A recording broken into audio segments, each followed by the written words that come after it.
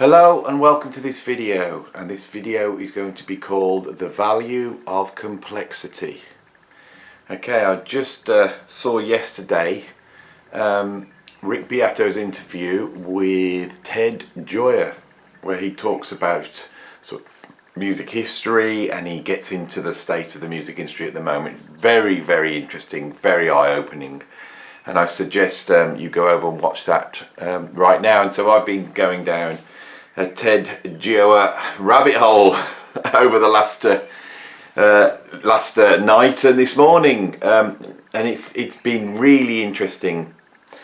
He really talks about the state of the current music industry.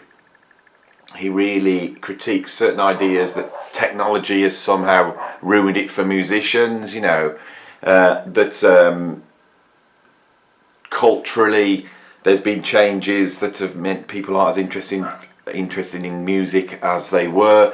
He really tackles those very well, I think. And I think he's really coming at the fact that the reason why there's a crisis in the music industry at the moment is because the music's that is coming out from the mainstream music distribution networks is not very good. It's not a problem with Spotify, it's not a problem with streaming.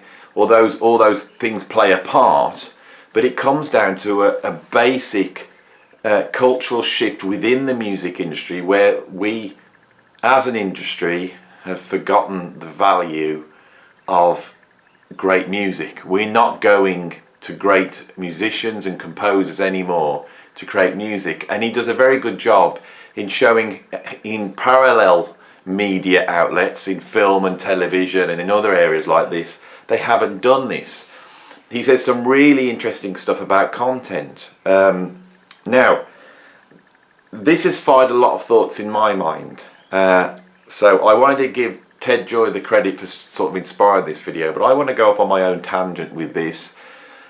So, this channel, okay, really celebrates progressive rock and jazz fusion, mainly from the 70s. We've looked at 80s and 90s. That music could be described as being complex. Now, I think we need to unpack what that means. Okay, the complexity could be seen as the actual compositional complexity. It can also be seen as a conceptual complexity. This could be the actual, in terms of progressive rock, what it's about. You know, if you're listening to Dark Side of the Moon, that's a concept album, and you have to follow the thread of that concept through the album to really appreciate it. Conceptually, it can also be the approach of the musicians, which is highly innovative, right? So one of the challenges we have listening to jazz, the musicians are pushing the forefronts of the music, and we're having to follow those things as well. And of course, there's instrumental virtuosity, which is a type of complexity. Now, on this channel, I've challenged a number of times this idea that is culturally in our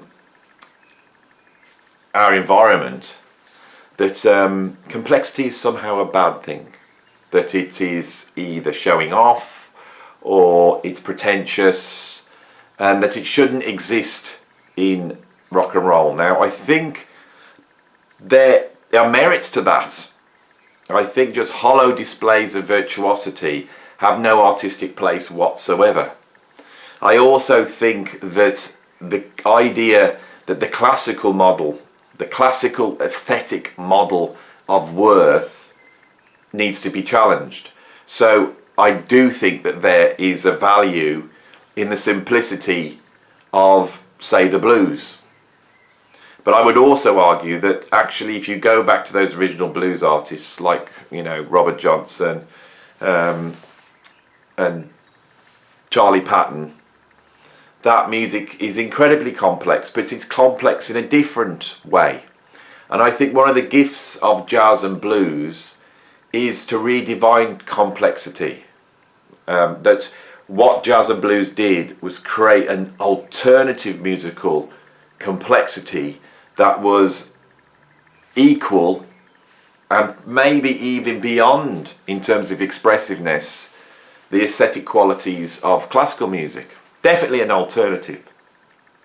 Now, one of the ideas I had watching Ted Gioia last night is there a value in complexity? Is it actually complexity that gives music its value? And why would that be? Right? There's a value in this channel. There's a value to me, and there's a value to the subscribers. They come here, I think, because I am not dumbing down the discussion.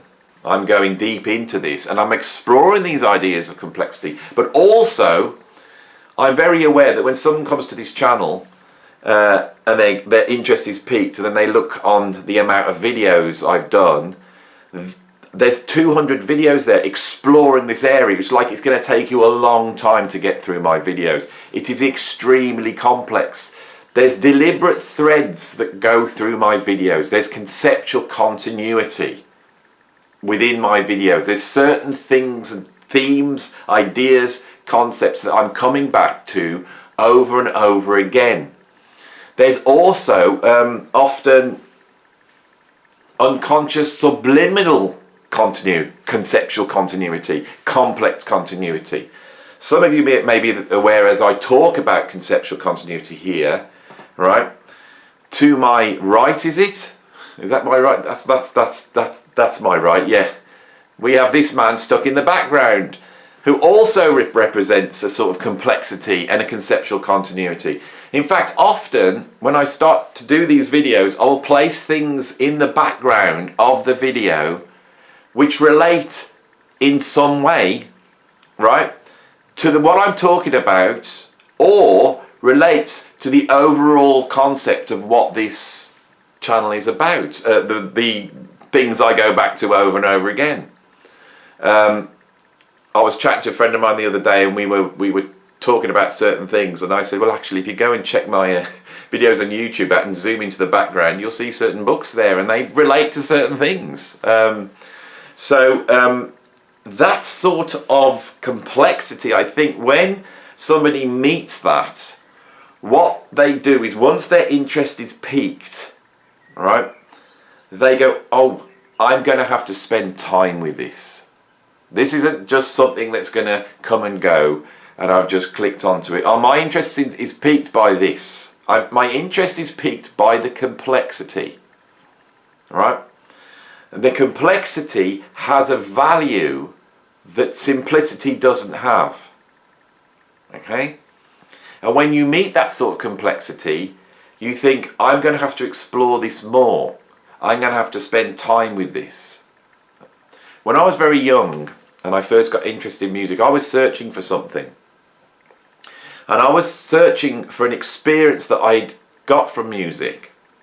So I think many of us have this. You reach a certain age, you start hearing music, and the music affects you in almost like a magical way, in a mysterious way. And you want to explore that more. And you want to make that experience greater.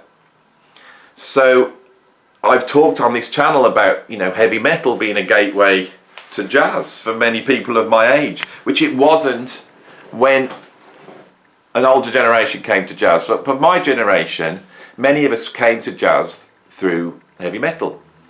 The feelings we got from heavy metal, we chased, right? And we chased it down a road which led to certain bands, which led to certain artists, and eventually led us to jazz. Now that's a really interesting thing there. What is the feeling that we were chasing? Well, I am going to try and explain that. But before I get to that, what's really interesting to me, because as I chased that, okay, part of the interest for me was when I uncovered certain bands, I had this thought, and it went like this. This band's doing a lot of different things. They're dealing with a lot of different ideas that are giving me this feeling. So I'm going to have to invest in them. Now, the investment for me would be firstly buying a record. That was the first investment, okay? Not buying a best of. Sometimes I'd buy best ofs, or compilation albums to try and find artists. So this was a sort of a narrowing towards a certain point in my listening experience. What's out there that gives me that feeling? That band's out there. So I'm going to check them out. So I went to another level. So I bought the album. Now I've got a whole album of them. Now, if that album had just delivered what that one track had delivered, however strong it was, I would have probably stopped there. But the bands that piqued my interest were the ones that had other concepts on there. It sort of was an expansion. It took me on a journey. And then you committed yourself to buying more albums. You realised that you were going to have to invest yourself in having a collection to be able to stand back and really understand what was going on. The real master of this, of course, and there are many of them, is of course Frank Zappa, who is now studying the background. You know, it's very difficult to get a take on Frank Zappa from one album, 2 albums, or even 5 albums. When I started this channel, part of the thing for me was I thought someone's discovered Miles Davis or John McLaughlin or Weather Report or Frank Zappa, and they want to know a little bit more about it. There's this huge thing and they want to invest themselves into it, but how do they invest themselves into it? And I thought I could create videos where they could watch, you know, in 20 minutes and sort of get a take on this huge thing that they're trying to get their hands on. All right? So what this says is there is a value in depth and complexity. There's a value in music being compelling. All right? So as Ted Joyer makes the point, if we look at the way the industry is working now, it's at the complete other end of the market. There's an idea that your music needs to sell to someone in 10, 15 seconds, that your track needs to be 2 or 3 minutes long, right? To pique someone's interest long enough to get to the advert. Okay? And once you do that, you create a commodity which has less value, because the value is not in simplicity. As I say this, I can feel the bristling of so many music critics and so many music fans who believe that somehow simplicity has a special worth, that being simple in itself has a special worth. Okay? I don't believe that's the case. And I think, say if we look at the movements that have come along and straighten out what could be seen as the overblown virtuosity in music. So, for example, punk rock would have done this in the 70s. It's seen by the music critics as come along and going, look at this awful complexity that's going on. That's not rock and roll. That's not expressive. It's a bit of a sort of noble savage argument. You know, we've got to get back to something which is less sophisticated so we can get to the truth. Well, I find that very insulting, because if you take someone like John Lydon from the Sex Pistols, John Lydon, if you actually read interviews from him, had refined a concept. He was a music fan. He was doing exactly the thing that I was talking about. You know, he was frequenting record shops. He was going through different albums. He was pulling this from here, pulling this from there, pulling this from here. You know, a bit of Captain Beefheart. You know, and that's complex music. Beefheart, I mean, do you want to play in that band? Do you want to, you know, they're virtuosos. But Beefheart's in there. A bit of Van der Graaf Generator is in there. Obviously the New York Dolls in there. All these things have been pulled together into a form which is actually very complex conceptually. Right? Where the ideas, that the references, that the allusions are complex. Okay? So I would argue that it's exactly the same thing. No one bought a Sex Pistols album and go, oh, this is really simple, I got it in 2 seconds, I've listened to the first track, I know all about it. You had to take that album in as a whole, right? And so if you listen to God Save the Queen, that is about something which is completely different to Pretty Vacant. And you stay there because you're interested in these different ideas and how they all relate together. So I think there's a strong argument that this compelling complexity linked to a conceptual continuity is what gives music its value.